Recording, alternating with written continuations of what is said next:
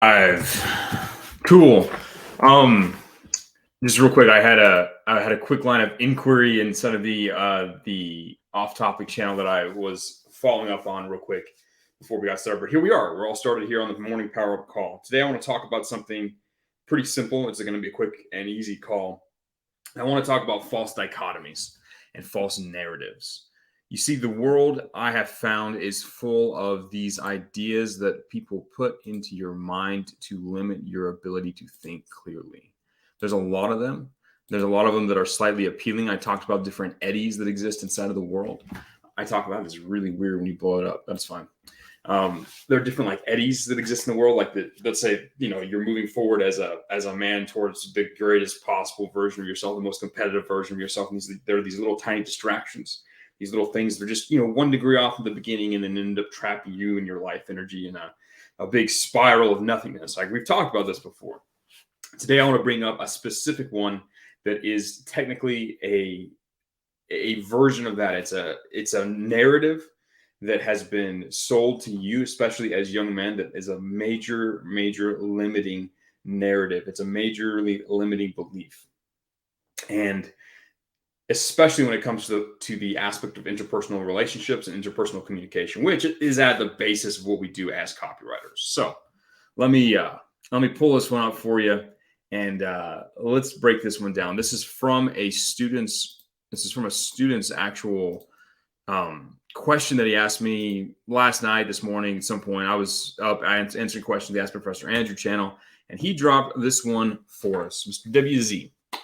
And apologies for the blurriness. It was just a screenshot really quick so I could keep track of it. I'm going to read this question out, and we're going to break it down together. We're going to identify what the false dichotomy is here and what the false narrative is and how to break free of it in real time. So starts out, hi, Andrew. There is this dichotomy that's been bothering me for months, and I can't decide which is optimal for a young man like me. So there are these two mindsets.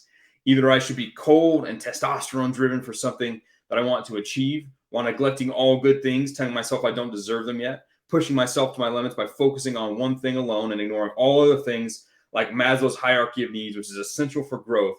And the other is being cheery and positive, like having good mental health, always bringing a smile to my everyday life, being comfortable with where I am. He's not, I'm not. And I'm thinking that living with the later will make me less driven and prone to complacency, but it has its disadvantages, like people are more likely to feel attracted to you that way, as opposed to the former being cold and ruthlessly focused on what I want to achieve. I'm hoping you could give some advice on how to deal with this. It has something to do with polarization, and I can't decide which is best or even preferable personally and for the people around me. Okay, so let's identify a few things here.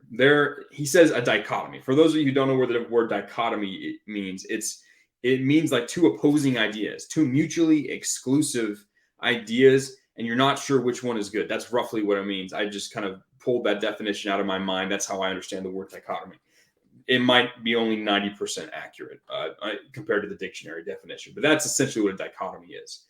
A lot of times there's something called a false dichotomy, or that people will say you can either be this or this, pretending that they're mutually exclusive when they actually aren't, right? In this case, he is saying, do I be this cold testosterone driven guy that just works really hard?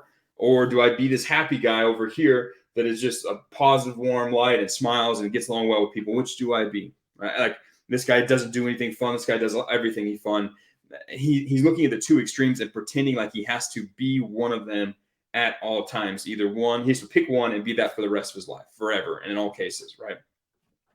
It's a false dichotomy, right? These two versions of yourself, these two aspects of yourself, in great part, are not mutually exclusive. You can be testosterone driven, hardworking, moving forward with purpose. You can do all of that while at the same time having a smile on your face when you talk to people and being happy and warm and personable and a person that draws people in, right? You can be both at the same time. The greatest men throughout the history of the world have been both, right? The people who have been able to move people and draw people in at the same time while pushing forward and being good leaders have had both of these things. They've had the testosterone, they've had the drive, they've had the sense of purpose, they've had the insane hard work. And on the other side, they've been personable and can communicate and be interesting, right? I get this a lot from a lot of you guys too, right? So these are two false narratives, right? They've said, hey, you have to be a strong, masculine, and successful man. You have to be cold, focused, no emotion, completely stoic. And this is the problem with most people that get into stoicism, and they misunderstand what stoicism was all about. And they think it's about showing no emotion, or they swing too far to this extreme and they cut out all emotion in their life. And that's a recipe for failure, man. Emotion's a big part of who you are as a human being. It's a big part of how you communicate with other people. It's a big part about how you move forward to success. You just have to control your emotions. If you're in control of your emotions, it's fine to have them. You just need to control them and use them when necessary. Sometimes you ignore them. Sometimes you double down on them. It just depends on what you need to be most successful, most competitive in the moment. So that's a false version of reality. It doesn't really exist. A cold, driven guy who doesn't do anything or doesn't think or doesn't feel, he's not going to be successful as a guy who's just as driven but has the ability to smile and communicate, right? You can have both. They're not mutually exclusive. It's a false narrative that you have to limit yourself to that version of reality. There's certain people in this world, certain influencers that preach that level of that thing. And if you actually look at who they are, sure, maybe they can run a marathon pretty fast, but man, they are not actually truly happy or even that successful in their personal or professional lives, if you think about it, right? There's this other side of the idea, this other false dichotomy that if you have fun, in any way, shape, or form, that you're going to slide down into this hedonistic lifestyle where you're just laughing or walking around like a goofy clown. That's what the other false extreme is that we're looking at here. And that's not true either, right? Like that's not, people don't actually like a guy who's just a party animal, that's just laughing, goofy, acting like a clown forever. That's not what we're talking about here. And that's not a path to success. Like that's not true happiness. That's just pure hedonism. If you slide it back and you look at what it means to be an interesting person, right? There was I can't remember who said it. I'll have to look up the quote. Maybe someone in the chat can remind me. There was a famous writer who said that to be a good writer, or someone, when people would ask him what it meant to be a good writer, or what it would take to be a good writer, he says, good writers live interesting lives. Good writers write interesting lives. Because, that's interesting. You guys are saying it's lagging for you guys? Interesting.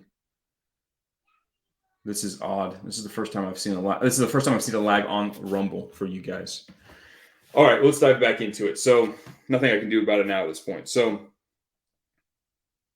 you have to live an interesting life and be an interesting person. If you want to write copy that is interesting, you have to get interested. If you want to have, if you want to bring something unique and interesting to a business, to some copy, you have to be that guy, right? So on top of working, you need to go and live a life to some degree, right? You have to have a life. You have to have friends. You have to go communicate with people. You have to go on little tiny adventures, right? You have to go out and do cool things, right? It's a big part of being an interesting person. Now you have to balance that with your work, right? If you go too far down I need to go do fun things and you don't do any of the work you need to become successful, it doesn't matter, right? If all you do is work. And when I say work, I mean sit at a laptop and push buttons, right? That's let's call that type of work. If all you do is that, you won't have that interesting, warm, personable light that you need to draw people to you with your words. You have to include that into your life. Now, you need to make sure you get your daily checklist done every day. You got to do that. You do your daily checklist every day. That's extremely important. But you should budget a small percentage of your time, especially for you guys at this stage in your life, like 10% of your time each week should be invested in doing interesting things with interesting people. What did Matthew McConaughey say the other day? He said something on social media. He was talking about his son. He said his son gave Matthew McConaughey like his goals for 2023, and he said he wanted to go to summer camp or something like that. And Matthew McConaughey said, like, why do you want to go to summer camp? He's got an interesting voice, so he's an interesting guy to listen to. And his son said, well, I just want to meet cool people and do cool things. That's just what I want to do. I want to meet cool people and do cool things. That's a cool way of looking at the life. And you should budget at least 10% of your time, like sit down, Plan out your week, plan out when you're going to work, plan out what you're going to do, plan out ways you can mix it in with your current work. Maybe if you're going to school or stuff like that, you can do your fun adventure or friend time at that time. But you got to invest some time and having fun and smiling and being happy, right? If you just lock yourself in a cell on a laptop and just punch keyboards, you're not going to be as competitive as the guy who does that for 90% of his waking time. But then the other 10% of his time, he's out there living an interesting life. That guy, the guy who is able to work really hard and reward himself after the work is done with some fun, interesting, exciting, engaging experiences and live life, he's going to be more competitive as an influencer, as a copywriter, as a businessman, as anything than the guy who just literally sits chained to his laptop all day pushing buttons. You have to be able to balance this, right? This is a false dichotomy. It's not like you have to go into these different weird extremes, right? The world will sell you these extremes because you are easier to control at each stage, right? If you go all the way to one side of this false mutually exclusive dichotomy that we have here, if you just are this cold testosterone, he said testosterone, which is, again, he's weaving in the wrong thing. You got to be happy to have good testosterone. If you don't, like, it's not just about anger and rage. Like, you have to have some happiness in there if you want to have optimal levels. It's actually true. But if you go all the way over here, you're easy to control. You're a little robot slave. You're easy to control, right? Put in box, give laptop, boom, done, control, right? And if you're all the way over here, completely driven by your emotions and completely just a hedonistic mess, you're extremely easy to control. You can just drag you along with any emotion or any dangling cool things, right? So you have to balance it, right? And again, you guys are asking the question, but when I'm awake, I'm working. That investment, I said invest 10% of your time into building an interesting life. That is work. That is that is investing in that so that you can have a competitive advantage. That is work, right? Just like doing push-ups is work. Just like working out at the gym is work. Taking some time to live life and enjoy some level of pleasure in this world is extremely important. It is work, right? It is beneficial. It is giving you a competitive advantage. Now, you have to be disciplined with it. You have to control this. This is not like a blank check to go out and just like be goofy and be a clown and run around and be hedonistic. I'm not saying that at all. But if you look at how people at the top, how people like Andrew live their life, they work like insane amount of time, a crazy amount of energies on the laptop all the time. And then they take 10% of their time and they go out and live life and do enjoyable things and do cool things and do fun, interesting things and have adventures. You have to be like that. You have to manage your time in a way because that is work and it gives you a greater competitive advantage. It helps you write better, right? At the end of the day, if you have lived an interesting life and do interesting things and talk with people and make a connection, if you spend just some amount of your time each week or each day doing that, you're going to be more competitive than the guy who never does and just sits there quietly because he's super disciplined. You're going to beat that guy every single time. I'm telling you guys, it's extremely important. This is how I have approached my life, and it's given me an advantage over the boring copywriting geeks who all they do is sit in their parents' basement and read Gary Halpert letters over and over again, right? Like, I defeat them because I have a more interesting life. I have a family. I go on little adventures with them every so often. I've gone and traveled the world, done interesting things. I've met interesting people and done cool things with them. And I continue to do that. And I budget in my time to do that every single week, every single month, every single year. I have these things planned in there because it helps me be more competitive and it helps me work better. So keep this in mind. There are many, we've explored one false dichotomy. You have to be either this or this extreme or that extreme. Pick one. False dichotomy, each of them false narratives. Both of them designed to confuse you and keep you in a place where you are less effective and easier to control as a man. You need to learn how to analyze this and break free. Understand the times, be able to see the situations in your life and understand where these things might not be mutually exclusive, or why this part over here might be a lie and why this over here might be a lie and why the truth might be in a different place. You have to grow up and start to see this for yourself. There are lots of false dichotomies and lots of false narratives. And we've worked through one example here. Use the same pattern of thought to break free. Usually, there are a few questions you can ask yourself to always break free of this. You ask yourself, what choice is going to help me be most competitive right now? That's like the master question. You can ask that question at any given time.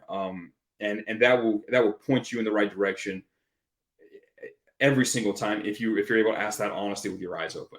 The other thing is you can take and look at successful people and model their behavior. You can look at people who are successful, look at what they actually do, what they say they do, and what they actually do, and model that behavior to try and get the same result. That's how you approach this. Those are kind of the two strategies to help you break free of these dichotomies. It'll illustrate the correct choice, even when there's a huge narrative. Hollywood sold you on the loan, like Clint, like you can just break free of all of that if you ask the right questions and you model from successful people. So keep that in mind with you as you go through today, as you plan through your week. A lot of you guys are planning your week during these next 2 days. Saturday, Sunday is a good time for a lot of people to sit down, open a Google Calendar, plan out when they're going to invest their time on different elements. Maybe you put some time in there, 4 or 5 hours on an afternoon to go for a walk and just have an adventure.